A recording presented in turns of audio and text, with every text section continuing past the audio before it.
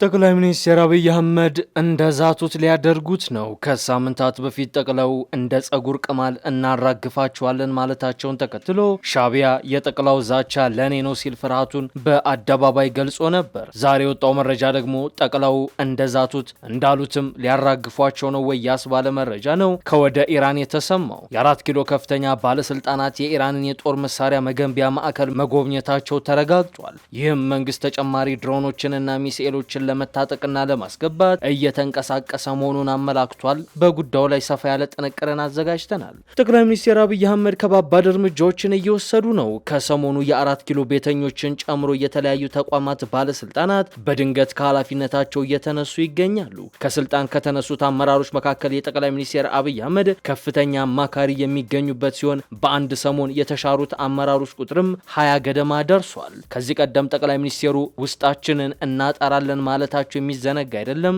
ዝርዝሩን ይዘናል። የህንዱ ጠቅላይ ሚኒስትር በ4 ኪሎ እየተጠበቁ ነው። ጠቅላይ ሚኒስትሩ ዛሬ ኦማን የገቡ ሲሆን በነገው ዕለትም አዲስ አበባ እንደሚደርሱ የህንድ ሚዲያዎች ዘግበዋል።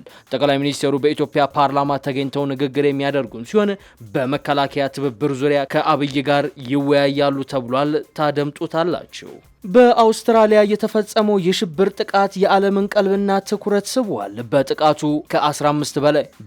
ከ15 በላይ ሰዎች ሲገደሉ 42 የሚሆኑ ደግሞ ቆስለዋል። ጥቃቱ የተፈጸመው በአባትና ልጅ መሆኑ ደግሞ ግርምትን አጭሯል። አክብሮታዊ ሰላምታችን በያላችሁበት የዓለም ዳርቻ ይድረሳችሁ። የተወደዳችሁ የአንዳፍታ ሚዲያ ቤተሰቦች ከአንዳፍታ ለአሁን የተደመጡና የተመራረጡ ወቅታዊ መረጃዎችን አጠናቅረናል። አሁን ወደ መረጃዎቹ እናምራ።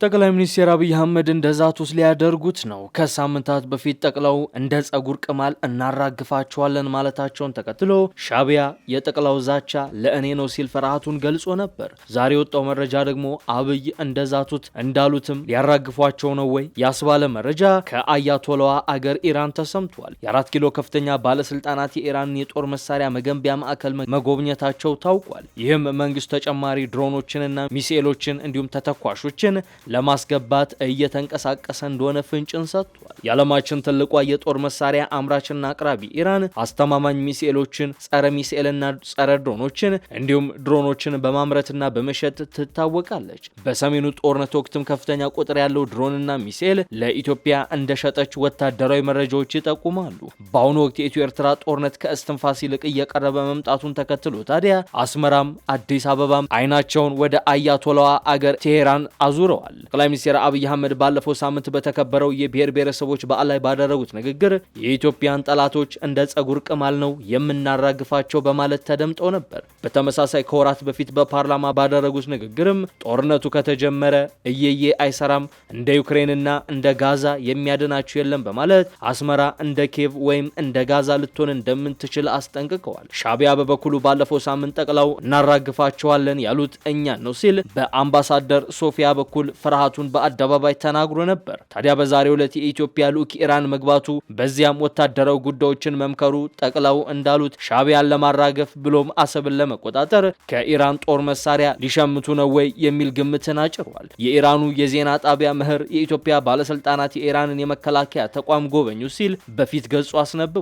በህዝብ ተወካዮች ምክር ቤት አፈ ጉባኤ ታገሰ ጫፎ የተመራ የኢትዮጵያ የልዑካን ቡድን ነው በቴሄራን የኢራንን የመከላከያ ኢንዱስትሪ ስኬቶችን የሚያሳይ ኤግዚቢሽን የጎበኘው። ጉብኝቱ ከከፍተኛ የኢራን ባለስልጣናት ጋር የተደረገውን ስብሰባ ተከትሎ የመጣ ሲሆን ልዑካን ቡድኑ ትናንት እሁድ በኢራን መከላከያ ሚኒስቴር ውስጥ በሚገኘው የሀገሪቱ መከላከያ ኢንዱስትሪ ስኬቶች ላይ ያተኮረውን ኤግዚቢሽን ተዘዋውሮ ጎብኝቷል ብሏል ዘገባው። የኢትዮጵያ ፓርላማ አባላት ወደ ቴሄራን የተጓዙት በኢራን ፓርላማ አፈ ጉባኤ መሐመድ ባገር ጋሊባፍ ይፋዊ ግብዣ ነው። በጉብኝቱ ወቅት ልዑካን ቡድኑ በኢራን የመከላከያ ዘርፍ ስላሉት የቅርብ ጊዜ እድገቶች ማብራሪያ የቀረበለትም ሲሆን በኢራን ባለሙያዎችና ኢንዱስትሪዎች የተመረቱ የተለያዩ ወታደራዊ መሳሪያዎችንም ተመልክቷል። በጉብኝቱ ላይ ከተገኙ ባለስልጣናት መካከል የፍትህ ስርዓት ኃላፊ ጎላም ሆሴን ኤጄ፣ ፕሬዚዳንት መሱድ ፔስኬዥያንና የውጭ ጉዳይ ሚኒስቴር አባስ ኢራንጋቺ ይገኙበታል ሲል የኢራኑ ምህር የዜና ወኪል ዘግቧል። ኢራን በሰሜኑ ጦርነት ወቅት ለኢትዮጵያ መንግስት የስለላ መሳሪያዎችንና ድሮን ስታቀርብ እንደነበር የሚታወስ ነው። በወቅቱ መንግስት ከቱርክ በተጨማሪ ከኢራን ድሮን እንደቀረበለት በጭምጭምታ ደረጃ በስፋት ሲገለጽ የነበረ ጉዳይም ነው። ከሰሞኑ የ4 ኪሎ የቅርብ ባለስልጣናትን ጨምሮ የተለያዩ ተቋማት አመራሮች በድንገት ከኃላፊነታቸው እየተነሱ ነው። ከስልጣን ከተነሱት አመራሮች መካከል የጠቅላይ ሚኒስትር አብይ አህመድ ከፍተኛ አማካሪ የሚገኙበት ሲሆን በአንድ ሰሞን የተሻሩት አመራሮች ቁጥርም 20 ገደማ ደርሷል። በዚህ ሰሞን ብቻ ከስልጣን የተነሱት አመራሮች የኢትዮጵያ ልማት ባንክና የኢትዮጵያ ኮንስትራክሽን ስራዎች ኮርፖሬሽን ከፍተኛ አመራሮች ናቸው። የኢትዮጵያ ልማት ባንክ ፕሬዝዳንትና የቦርድ ሰብሳቢ በድንገት ከስልጣን ተነስተው አዲስ አመራር ተተክቷል። ጠቅላይ ሚኒስትሩ የኢኮኖሚ ጉዳዮች ከፍተኛ አማካሪ ተክለወልድ አጥናፉ ከልማት ባንክ ቦርድ ሰብሳቢነታቸው ተነስተዋል። እንዲሁም ላለፈው አንድ ዓመት ባንኩን በፕሬዝዳንትነት የመሩት ዶክተር እመቤት መለሰ በተመሳሳይ ሁኔታ መሻራቸውን ባንኩ በዛሬው ዕለት ባወጣው መረጃ አረጋግጧል። ዛሬ ረፋድ ባንኩ ባሰራጨው መረጃው ከቦርድ ሰብሳቢውና ከፕሬዝዳንቷ በተጨማሪ ሰፋ ያለ ሹምሽር ተደርጓል። በተሰናበቱት ከፍተኛ አመራሮች ምትክ የኢትዮጵያ ኢንቨስትመንት ሆልዲንግ ኃላፊ ዶክተር ብሩክ ታዬ የባንኩ የቦርድ ሰብሳቢ ሲሆኑ ዶክተር ኢሳያስ ካሳ ፕሬዝዳንት ሆኖ ተሹሟል። እንዲሁም የቀድሞ የቦርድ አባላት ተሰናብቶ በምትኩ ዶክተር ሶፊያ ካሳ፣ ስዩም መኮንን፣ ዶክተር ሳሙኤል ክፍሌ፣ ሀቢብ መሐመድ፣ ረዳት ፕሮፌሰር ማርታ በለጠና ዶክተር ጥላሁን እስማኤል መሾማቸው ተገልጿል። ከቦርዱ አባላት በተጨማሪ ሌሎች ስማቸው ያልተገለጸ ከፍተኛ አመራሮች መሰናበታቸውን መረጃዎች ጠቁመዋል። ባንኩ በአመራሮች ላይ ሽምሽር ያደረገው በምክትል ፕሬዝዳንቶች ሹመትና ለከፍተኛ ሰራተኞች የብቃት ፈተና አሰጣጥ ዙሪያ በተፈጠረው አለመግባባት ነው ተብሏል። በዚህ ጉዳይ በቦርዱና በዋና ስራ አስፈጻሚው መካከል አለመግባባት ተፈጥሮ መፈታት የማይችልበት ደረጃ ላይ ደርሶ እንደነበርም ተጠቁሟል። የቦርዱንና የስራ አስፈጻሚውን ውዝግብ ለመፍታት በጠቅላይ ሚኒስትር ጽህፈት ቤት ሚኒስቴር ወይዘሮ ዓለም ፀሐይ ጳውሎስና የብሔራዊ ባንክ ገዢ ዶክተር ኢዮብ ተካልኝ ጥረት እንደተደረገም መረጃዎች ይጠቁማሉ። ይሁን እንጂ በጠቅላይ ሚኒስትሩ አማካሪ ተክለወልድና በባንኩ ፕሬዝዳንት ዶክተር እመቤት መካከል አለመግባባቱን መፍታት እንዳልተቻለ መረጃዎች ጠቁመዋል። በሌላ በኩል የኢትዮጵያ ኮንስትራክሽን ስራዎች ኮርፖሬሽን ከፍተኛ አመራሮች ተሰናብተዋል። 14 የኮርፖሬሽኑ አመራሮች በአንድ ጊዜ ኃላፊነታቸው ተነስተው በአዲስ አመራር ተተክተዋል። በነገው ዕለት አዲስ አበባ ይገባሉ ተብሎ የሚጠበቁት የህንዱ ጠቅላይ ሚኒስትር በሁለቱ የኢትዮጵያ ምክር ቤቶች የጋራ ስብሰባ ላይ ተገኝተው ንግግር ያደርጋሉ ተብሏል። ይህም ታሪካዊ ነው ተብሏል። ህንድ በመጪዎቹ የፈረንጆቹ 2026 የብሪክስ ጉባኤን በሊቀመንበርነት ለመምራት በዝግጅት ላይ ባለችበት በዚህን ወቅት የአገሪቱ ጠቅላይ ሚኒስትር ናሬንድራ ሞዲ ለመጀመሪያ ጊዜ በኢትዮጵያ ታሪካዊ የተባለለትን ጉብኝት ከታህሳስ 7 እስከ 8 እንደሚያደርጉ የኤዥያን ኒውስ ኢንተርናሽናል ዘገባ ጠቁሟል። ከጉብኝቱ ቀደም ብሎ ንግግር ያደረጉት በኢትዮጵያ የህንድ አምባሳደር አሊን ኩማር ራይ ጠቅላይ ሚኒስትር ሞዲ ትኩረት በሚሰጥባቸው የሁለትዮሽ ግንኙነት ማለትም በኢንቨስትመንት፣ በግብርና፣ በማዕድን ልማት፣ በዲጂታል መሰረተ ልማትና በሳይበር ደህንነት ላይ ከጠቅላይ ሚኒስትር አብይ አህመድ ጋር ሰፊ ውይይት ያደርጋሉ ብለዋል። ጠቅላይ ሚኒስትር ሞዲ በጉብኝታቸው ወቅት በተጨማሪ በኢትዮጵያ በሁለቱ ምክር ቤቶች የጋራ ስብሰባ ላይ ንግግር እንደሚያደርጉ ይጠበቃል። አምባሳደር ራይ ጉዞውን የሁለትዮሽ ትብብርን የሚያጠናክርና የተባበሩት መንግስታት ድርጅት ማሻሻያ እንዲሁም የብሪክስ አጀንዳዎች ጨምሮ በዓለም አቀፍ ጉዳዮች ላይ ያላቸውን ቅንጅት የሚያጎለብት በጣም ታሪካዊ ወቅት ሲሉ ነው የገለጹት። አያይዘውም ህንድና ኢትዮጵያ ለረጅም ጊዜ የቆየ ጥልቅና ወዳጃዊ ግንኙነት ያላቸው ሁለት የስልጣኔ ሀገራት ናቸው ያሉም ሲሆን ጠቅላይ ሚኒስትር ሞዲ ባለፉት 15 ዓመታት ውስጥ ኢትዮጵያን የሚጎበኙ የመጀመሪያው የህንድ ጠቅላይ ሚኒስትር ይሆናሉ ተብሏል። ጉብኝቱ በሁለትዮሽ ደረጃ ትብብርን የሚያጠናክር ከመሆኑ በላይ ትልቅና የበለጸገ አጀንዳ ነው ብለውታል። ጉብኝቱ ትምህርትን፣ ጤናን፣ መከላከያን እንዲሁም ቀጠናዊና ዓለም አቀፋዊ ጉዳዮችን የሚሸፍን ይሆናልም ተብሏል። ከነዚህም መካከል 80 በመቶ የሚሆነውን የኢትዮጵያን ህዝብ የኑሮ ምንጭ የሚደግፍ እንደመሆኑ መጠን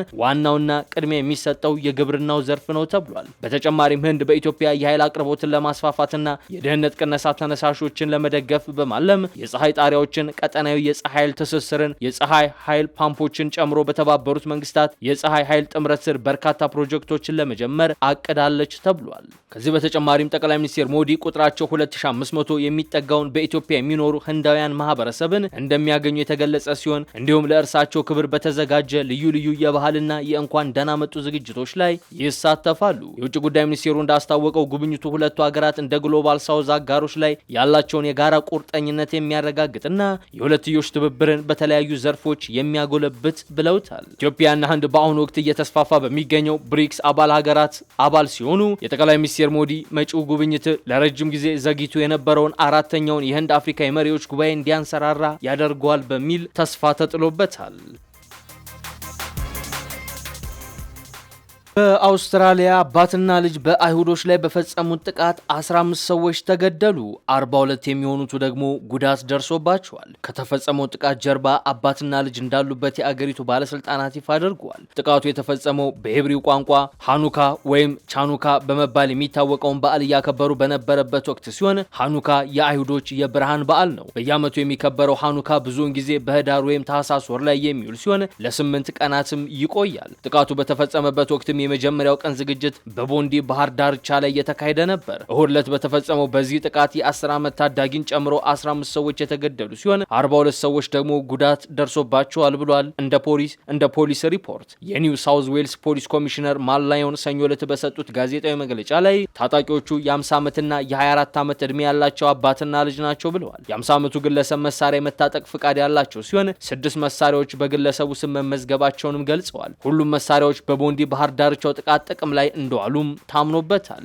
የሀገሪቱ ጠቅላይ ሚኒስትር አንቶኒ አልባኒስ ጥቃቱን ጸረ ሴማዊ ድርጊት በባህር ዳርቻችን ላይ የተፈጸመ ሽብር በማለት ነው የገለጹት። ጥቃቱን የፈጸመው የ50 ዓመቱ ግለሰብ በፖሊስ በተተኮሰባቸው ጥይት የተገደሉ ሲሆን የ24 ዓመቱ ልጃቸው ደግሞ በአስጊ ሁኔታ ላይ ይገኛል። በአውስትራሊያ የጅምላ ጥቃት የተለመደ አይደለም። በቦንዲ የባህር ዳርቻ ላይ የተፈጸመው ጥቃት ግን በአውሮፓውያኑ 1996 በአርተር ወደብ ላይ ከተፈጸመውና 35 ሰዎች ከተገደሉበት ጥቃት ወዲህ በርካታ ሰዎች የተገደሉበት ነው። ይህን ተከትሎ ነው ታዲያ ፖሊስ ጥቃቱን የሽብር ጥቃት ሲል የፈረጀው። የተወደዳችሁ የአንድ አፍታ ሚዲያ ቤተሰቦች ለምሽት የያዝናቸው መረጃዎቻችን እነዚህን ይመስሉ ነበር። አብራችሁን ስለቆያችሁ እናመሰግናለን። መልካም ምሽት።